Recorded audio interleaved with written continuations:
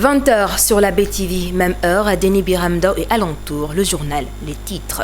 À la une de l'actualité, bien préparer les examens du CFE et du BFM, le credo de l'éducation et les acteurs en conclave ce mercredi à l'IF de Sangalkam.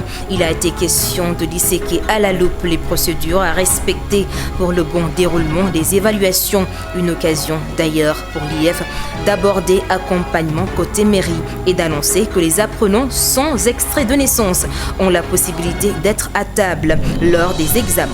3 jours d'atelier au CEDAF de Bambilor. Objectif, maintenir les potaches à l'école. L'Union syndicale pour une éducation de qualité en partenariat avec Rêve d'Omar, une coalition dont leur mission sacerdotale.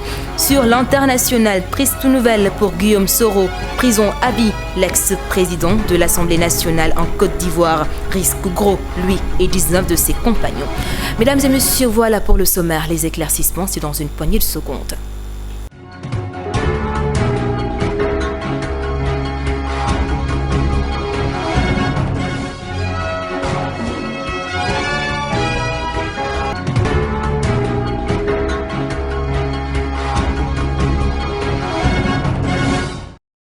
Fidèles téléspectateurs, bonsoir et merci de nous rester fidèles. Comme annoncé en titre, le sous-préfet de l'arrondissement de Bambilor a présidé ce mercredi 23 juin 2021 une rencontre dans le cadre de l'organisation des examens du CFE et du BFM à la mairie de Sangalkam. Une rencontre qui a réuni les principaux, les proviseurs ainsi que les enseignants situés dans les établissements d'Enyai.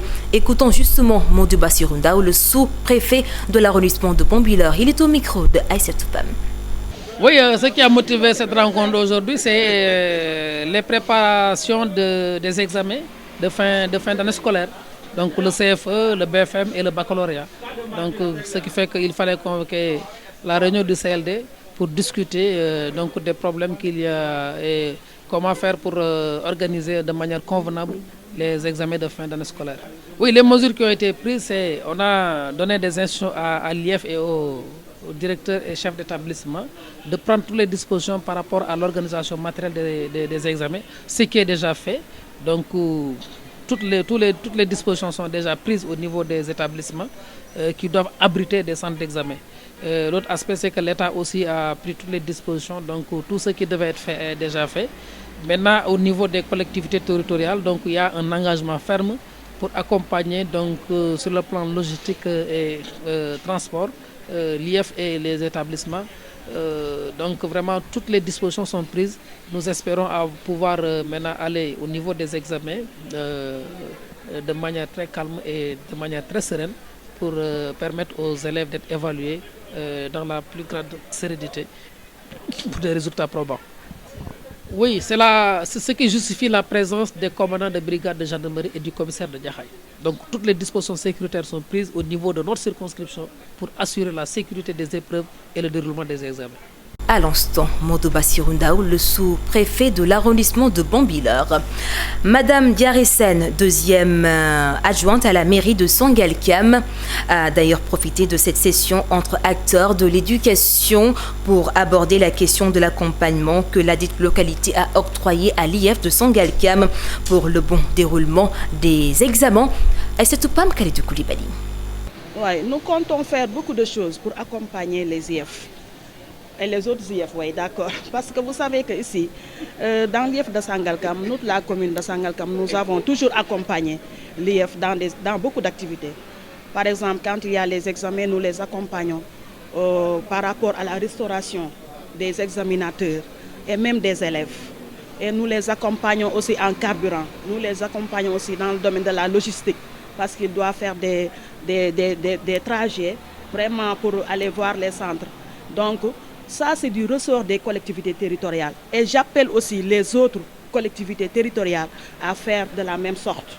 Parce que je l'ai dit tantôt, c'est un domaine de compétence qui a été transféré aux collectivités territoriales. Donc notre devoir est de les accompagner et de les encadrer pour que les élèves, au jour de l'examen, qu'ils puissent être dans de très bonnes conditions et réussir leur examen.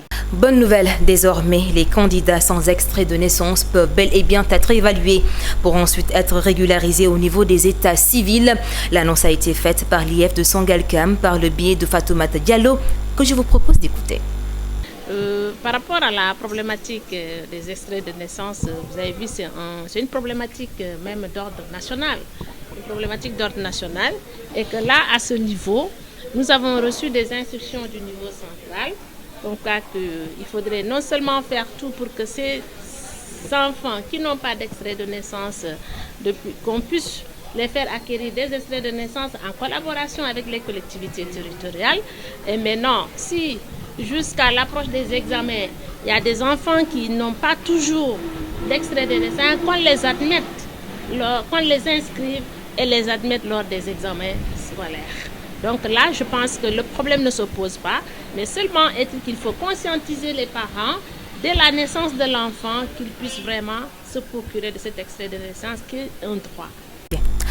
Mesdames, Messieurs, parlons toujours éducation. La coalition Rêve d'Omar au Sénégal a organisé un atelier de 3 jours pour voir par quels moyens pallier au décrochage scolaire au niveau de la commune de Bonwiller. Pendant 3 jours, toute cette problématique a été passée au crible en présence de tous les acteurs de l'enseignement. Écoutons justement cette salle de la coalition Rêve d'Omar et membre de l'ISEC, Union syndicale pour une éducation de qualité.